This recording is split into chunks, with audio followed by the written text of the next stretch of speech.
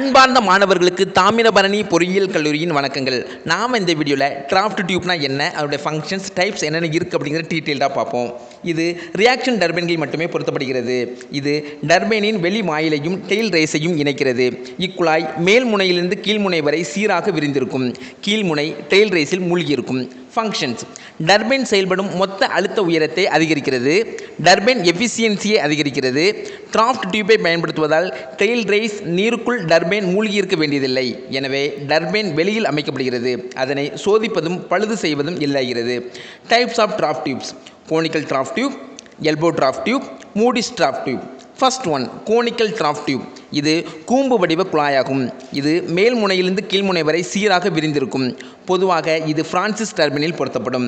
இதன் எஃபிசியன்சி ஏறத்தள்ள 90% ஆகும். Elbow draft tube.